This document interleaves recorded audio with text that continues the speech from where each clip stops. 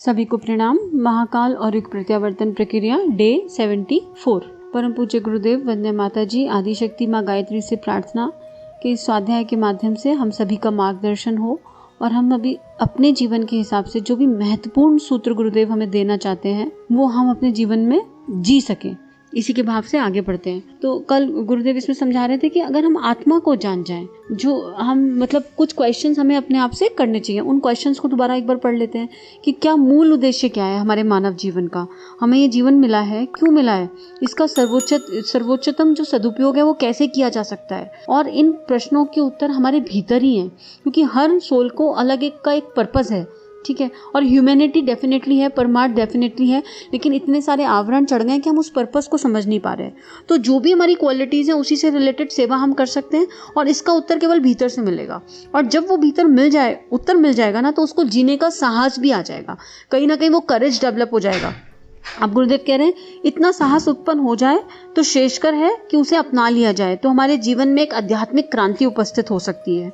हम सामान्य से असामान्य, नर से नारायण, पुरुष से पुरुषोत्तम, तुच्छ से महान और आत्मा से बढ़कर परमात्मा बन सकते हैं। वो करेज आ जाएगा, फिर हम छोटी छोटी चीज़ों पे डिलेमा में नहीं रहेंगे, ये करें कि नहीं करें, वो करें कि नहीं करें। हमें पता होगा, we will be very clear inside कि हमें करना क्या है और कब करना है और क्यों करना है। और निश्चित रूप से उसका जो मूल भाव, तो सारे डायलेमा खत्म हो जाएंगे। और वो ऐसा नहीं है कि अंदर से जो है चोरी करने की इच्छा जागृत हो जाएगी, वो इच्छा हमेशा परमार्थ की होगी। ये हमेशा ध्यान रखिए कि इस तरह के जो भाव होते हैं वो हमेशा परमार्थी होते हैं। और उसके लिए कभी कभी आपको परिवार वालों के प्रेम भाव से उनके अगेंस्ट खड़ा नहीं होना पड़ेगा। ये नहीं कहेंगे कि उनके अगेंस्ट खड़ा होना पड़ेगा, लेकिन स्टैंड लेना पड़ेगा कि देखो ये एक अच्छा काम हम करना चाहते हैं, इसमें दिक्कत क्या है। आपको वो करेज आ जाएगा अंदर से कि आप बोल पाओगे कि इसमें किसी का नुकसान तो नहीं हो रहा ना, कुछ अच्छा काम हमारे मन में भाव आया है और हम करना चाह रहे हैं, तो आप उसे करने का वो करेज आ जाएगा और आप सबके सामने वो बात अपनी परिवार वालों के रख पाओगे। अब जैसे कितने लोगों के प्रश्न आते हैं कि हमें गायत्री मंत्र जपना है लेकिन हमारे परिवार सपोर्ट नहीं करता, उनको गुस्सा आता है। तो जब हमें अंदर से ये आंसर्स मिलने लगेंगे ना, तो हम करके दिखाएंगे उन्हें, हमारे व्यवहार में वो बदलाव आएगा कि वो बोलेंगे अच्छा कर लो, तुम अपने मन की कर लो, तुम्हें खुशी मिल रही है तो तुम करके देख लो। और फिर वो करने से हमारे व्यवहार में वो चेंजेस आएंगे कि परिवार वाले भी सोचेंगे कि कौन सा मंत्र मिल गया, कौन सी जड़ी बूटी है, चलो हम भी अप्लाई कर लें। बट इंपॉर्टेंट ये है कि क्या हमारे आचरण में चेंज आ रहा है, कथनी और करनी एक है, जो हम कह रहे हैं वो हम कर पा रहे हैं, राइट। और इस बीच में लर्निंग्स होंगी, क्योंकि आए तो सीखने हैं। एक काम तो ये बहुत इंपॉर्टेंट है, आत्मनिर्माण। आगे गुरुदेव इसको पढ़ रहे हैं जन्मदिन से कि जन्मदिन रिमाइंडर कॉल है। और हम क्या करते हैं, हम जन्मदिन को कैसे मनाते हैं, पार्टी थ्रो कर देते हैं। बच्चों में भी शुरू से वही संस्कार डाल देते हैं, बड़ी बड़ी पार्टी ये वो। और कई बार आप परिवार को रोक नहीं पाते हो। खुद मेरे घर में होता है, बच्चे के जन्मदिन पे अच्छी वाली पार्टी थ्रो करते हैं, लेकिन एट द सेम टाइम कोई मुझे रोकता नहीं है। जब मैं अपने बच्चे के जन्मदिन पे सुबह उठ के यज्ञ या दीप यज्ञ करती हूँ और उसको पूरा कुछ समझाती हूँ और वो संस्कार उसके अंदर इतने गहरे डालने की प्रयास कर सकते हैं, लेकिन वो होगा या नहीं ये अपने हाथ में नहीं है। तो आज 10 साल का मेरा बेटा खुद ही कहता है कि चलो अब ये लास्ट पार्टी थी, अब हम पार्टीज नहीं करेंगे जन्मदिन पे। उसको भी समझ में आने लगा। पहले वो कहता था नहीं मुझे तो पार्टी करना है, मेरा तो बहुत मन है पार्टी करने का। लेकिन जब उसने देखा कि दोनों चीजें होती हैं, और फिर परिवार वालों ने रोका नहीं। पार्टी के समय जब सारे गेस्ट आ गए और आप दीप यज्ञ कर रहे हो, उस टाइम आप दिए जगा के सबको समझा रहे हो, तो एक दो बार सबको बहुत अटपटा लगा। सबको लगा यार ये क्या है, ऐसा कौन पार्टी करता है गेस्ट को बुला के। लेकिन जब वो तत्व ज्ञान की बात अंदर से निकल के आई, जब उसमें साइंस निकल के आया, तो लोगों को अच्छा लगने लगा कि कुछ डिफरेंट मिला इस पार्टी में। मतलब जैसे लोग आते हैं पार्टी में, बलून फोड़ा, ये करा वो करा, मस्ती करी, गेम खेले, चले गए, ऐसी पार्टी नहीं थी। कुछ अलग सबको हटके मिला तो उनको समझ में आया। और बिलीव मी, उसके बाद मुझे लोग बुलाने लगे कि आप हमारे यहाँ आके हमारे बच्चे की पार्टी पे भी केक कटिंग से पहले दीप यज्ञ कर दो। ऐसे कॉल्स भी आने लगे। तो वो करेज कहाँ से आया? पता है कि परिवार को नहीं समझ में आता, लेकिन फिर भी आपने अपने मन की बात रखी ना कि आप अपने हिसाब से पार्टी करो, जैसी आपको करनी है। बस उस पार्टी के बीच में हमें आधा घंटा दे दो, केवल आधा घंटा। हम वो रखना चाहते हैं जो हमने अब तक सीखा। और यही मैंने अपने बचपन में देखा, हमारी मम्मी हमारे लिए यही करती आई। और आज बच्चे में वो संस्कार जागृत हो रहा है कि बच्चा ये सोच तो पा रहा है ना कि चलो अब हम पार्टी नहीं करेंगे। बच्चा ये कह तो रहा है चलो आप दीप यज्ञ करा लो, चलो यज्ञ में बैठ जाते हैं, कह रहा है। वो कितना कर पाएगा, क्योंकि मन चंचल है, हम अपने मन पे जीत पाए क्या? लेकिन एक 10 साल के बच्चे के मन में ये भाव तो जागृत किया ना भगवान ने। आपने केवल क्या किया था, हमने क्या किया, केवल एक एफर्ट डाला, चलो करके देख लेते हैं, बाकी रिजल्ट भगवान देख लेंगे। रिजल्ट उसके चित्त के संस्कारों पे भी निर्भर करेगा। तो ये शक्ति अंदर से आ जाती है कि आप बोल पाते हो। तो आगे गुरुदेव इसी को कह रहे हैं, जन्मदिन के अवसर पर वर्षों के हिसाब से घृत दीप जलाना, पंच तत्व पूजन, महामृत्युंजय मंत्र का सामूहिक पाठ, गायत्री यज्ञ, पुष्पोहार, अभिवंदन, आशीर्वाद जैसे धर्म कृत्य एक भावनात्मक उल्लासपूर्ण वातावरण विनिर्मित करते हैं। और बिलीव मी करते हैं, बहुत सुंदर लगता है जब बच्चे को बड़ी अच्छी वाली फीलिंग भी आती है। आप सोचो, बच्चा बीच में बैठा है, 4-5 साल का बच्चा है, और जितने भी लोग आए उसके ऊपर फूल बरसा रहे हैं। तो अभी तो क्या लोकेशना वाली फीलिंग है, लेकिन यही फीलिंग भावनात्मक हो जाएगी। अरे मुझे इतनी इंपॉर्टेंस मिल रही है। फिर उसको आप समझा रहे हो कि बेटा अच्छा, आपने 5 साल में अपनी बेस्ट चीज़ बताओ जो आपको मिली। आप जितने भी बच्चे की एज है, आप उतने दिए जगा रहे हो, उसे बता रहे हो कि देखो ये दिया प्रकाश का, होप का दिया है, और एक हम एक्स्ट्रा दिया जगा रहे हैं। क्यों? कि आने वाले साल में तुम क्या होप लेके चल रहे हो अपने जीवन में। तो बड़ी सुंदर एनवायरनमेंट क्रिएट हो जाती है। आगे गुरुदेव कह रहे हैं, मित्रों परिजनों का सम्मिलित सस्ता पेय जलपान उस हंसी खुशी को और बढ़ा देता है। उपस्थित लोगों में भी इस तरह का आयोजन करने और जन्मदिन मनाने की इच्छा उत्पन्न होती है और इस पुण्य परंपरा के प्रसारण की संभावना बढ़ती है। मनुष्य का निज का जन्मदिन उसके लिए निज दृष्टि से सबसे बड़ा त्योहार होता है।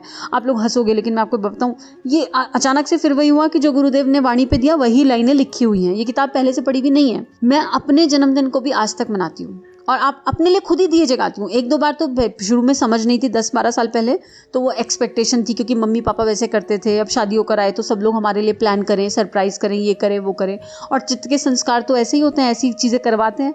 फिर धीरे धीरे समझ में आया कि जन्म तो मैंने लिया ना, आत्मा ने, मुझ आत्मा ने जन्म लिया, और मुझ आत्मा ने कुछ अच्छा सीखा तो मैं उसको सेलिब्रेट क्यों ना करूँ। तो एक बार तो जन्मदिन पर ऐसा हो गया था कि घर में सबका मूड बड़ा ख़राब था।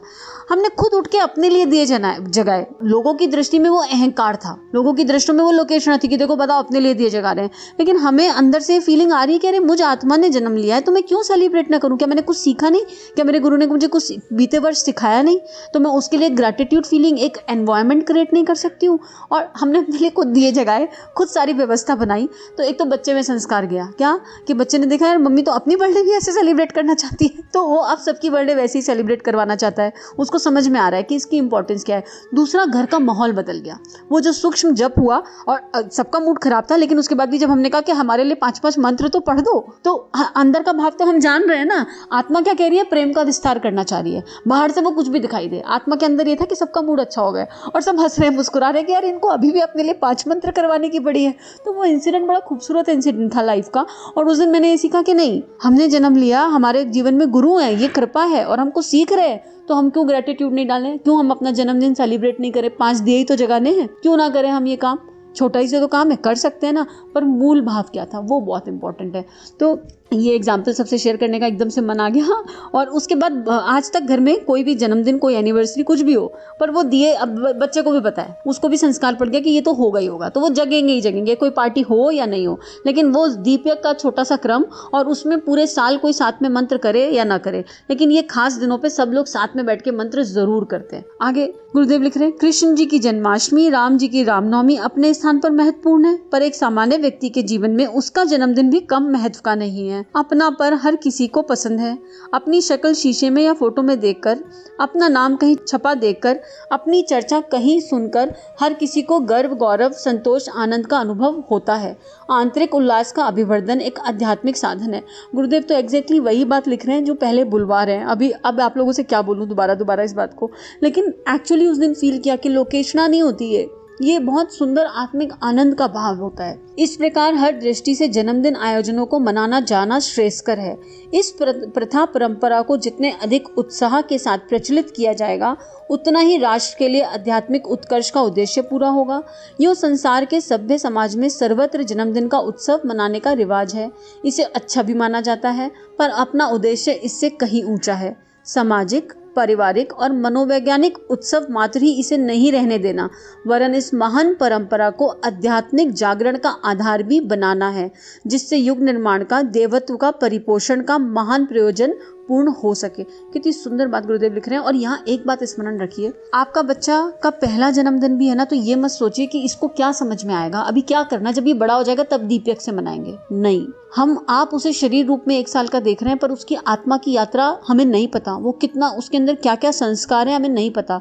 तो पहले ही जन्मदिन से, और कुछ लोग तो आजकल तो मंथली बर्थडे भी होने लगे, जब बच्चे पैदा होते हैं तो मंथली बर्थडे नहीं बनाने लगते हम। अब वो माता पिता की खुशी होती है, वो टेम्परेरी है, लेकिन वो है माता पिता की खुशी, तो उस मंथली बर्थडे को भी दीपक के फॉर्म से बनाइए साथ में। तो क्या होगा, बच्चे के जैसे जैसे बच्चा बड़ा होगा, 1 साल के बच्चे को आपको लग रहा है कि कुछ समझ नहीं है, लेकिन उसके अंदर एक इम्प्रिंट चला गया, क्या ज्ञान चला गया कि ये कुछ तो दिए जगाते हैं। दूसरे वर्ष वो फिर देखेगा कि अच्छा यही प्रक्रिया फिर रिपीट हो रही है, फिर वो बार बार देखेगा कि सबकी बर्थडे पे ये प्रक्रिया रिपीट हो रही है।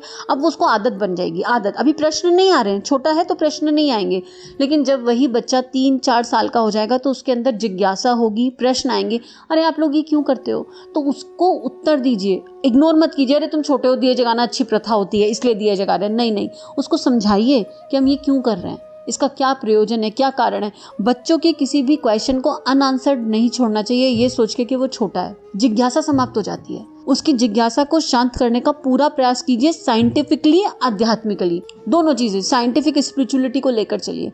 और ये मैंने अपने घर में फील किया, इसलिए मैं आपको अपने एक्सपीरियंस से बता रही हूँ कि इतने क्वेश्चन बच्चे के आने लगे, इतने क्वेश्चन आने लगे, और बड़ा आनंद आता है उन क्वेश्चन का आंसर देने में। और आजकल तो एक इंटेलेक्चुअल चर्चा होती है अपने बच्चे के साथ, बिल्कुल वो है 10 साल का, लेकिन आध्यात्मिक जब चर्चा होती है तो बहुत सुंदर चर्चा होती है। उसके क्वेश्चन ऐसे होते हैं कि खुद को मंथन करने पर मजबूर कर देते हैं।